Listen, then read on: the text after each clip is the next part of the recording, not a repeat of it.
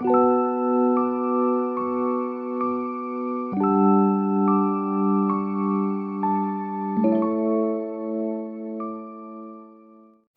a Man Thinketh by James Allen, Chapter 6, Visions and Ideals. The dreamers are the saviors of the world. As the visible world is sustained by the invisible, so men and women, through all their trials and sins and sordid vocations, are nourished by the beautiful visions of their solitary dreamers. Humanity cannot forget its dreamers. It cannot let their ideals fade and die. It lives in them. It knows them as the realities which it shall one day see and know. Composer, sculptor, painter, poet, prophet, sage. These are the makers of the afterworld, the architects of heaven. The world is beautiful because they have lived. Without them, laboring humanity would perish. He who cherishes a beautiful vision, a lofty ideal in his heart, will one day realize it. Columbus cherished a vision of another world, and he discovered it. Copernicus fostered the vision of a multiplicity of worlds and a wider universe, and he revealed it. Buddha beheld the vision of a spiritual world as stainless beauty and perfect peace, and he entered into it.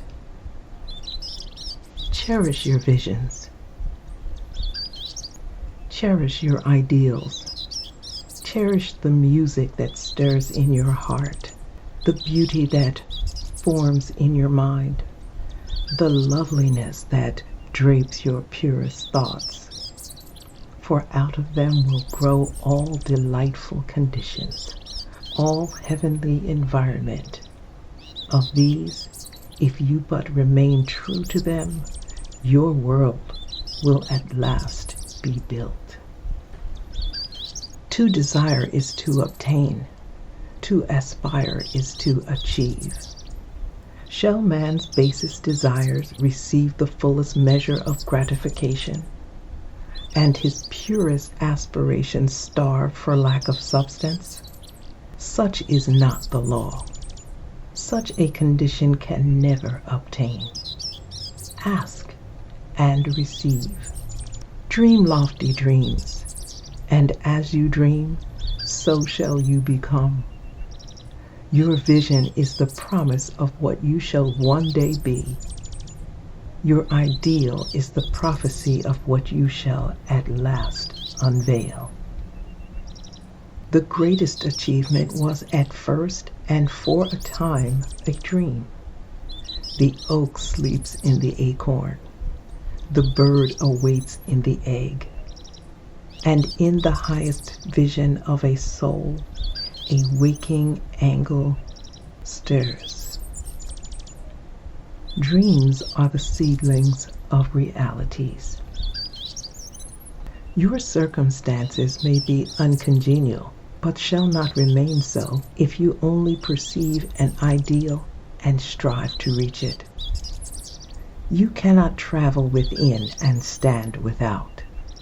Here is a youth, hard-pressed by poverty and labor, confined long hours in an unhealthy workshop, unschooled and lacking all the arts of refinement.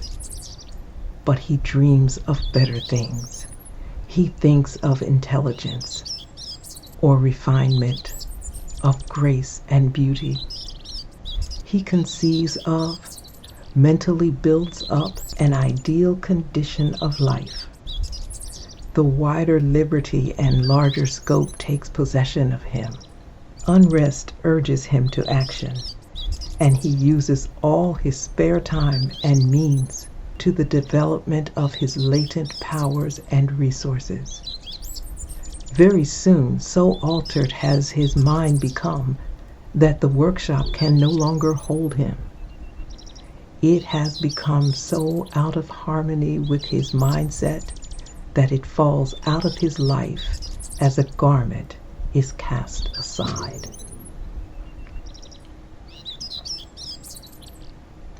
And with the growth of opportunities that fit the scope of his expanding powers, he passes out of it altogether. Years later, we see this youth as a grown man. We find him a master of certain forces of the mind that he wields with worldwide influence and almost unequaled power. In his hands, he holds the cords of gigantic responsibilities. He speaks, and lives are changed. Men and women hang upon his words and remold their characters.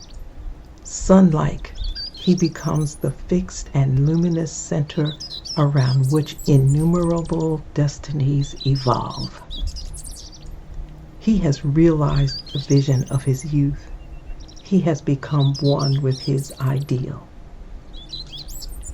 You too will realize the vision, not just the idle wish of your heart.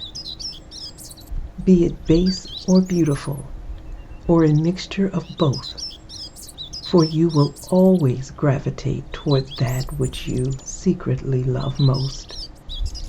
Into your hands will be placed the exact results of your own thoughts. You will receive that which you earn, no more, no less. Whatever your present environment may be, you will fall, remain, or rise with your thoughts, your vision, your ideal.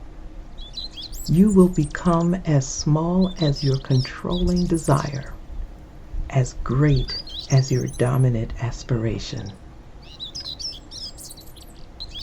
The thoughtless, the ignorant, and the indolent, seeing only the apparent effects of things and not the things themselves, talk of luck, of fortune, and chance.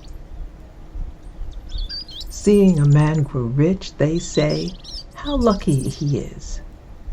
Observing another become skilled intellectually, they exclaim, how highly favored he is. And noting the saintly character and wise influence of another, they remark, how chance helps him at every turn.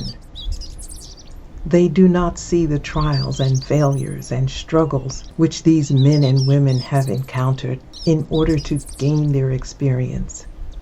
They have no knowledge of the sacrifices they have made, of the undaunting efforts they have put forth, of the faith they have exercised so that they might overcome the apparently insurmountable and realize the vision of their heart.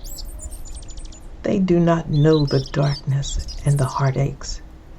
They only see the light and the joy and call it luck. Do not see the long, arduous journey, but only behold the pleasant goal and call it good fortune. Do not understand the process, but only perceive the result and call it chance. In all human affairs, there are efforts, and there are results. The strength of the effort is the measure of all result. Change is not. Gifts, powers, material, intellectual, and spiritual possessions are the fruits of effort. They are thoughts completed, objectives accomplished, visions realized. The vision that you glorify in your mind, the ideal that you enthrone in your heart, this you will build your life by. This you will become. Click, subscribe, like, and share. and join me for the next chapter of James Allen's timeless wisdom in As a Man Thinketh.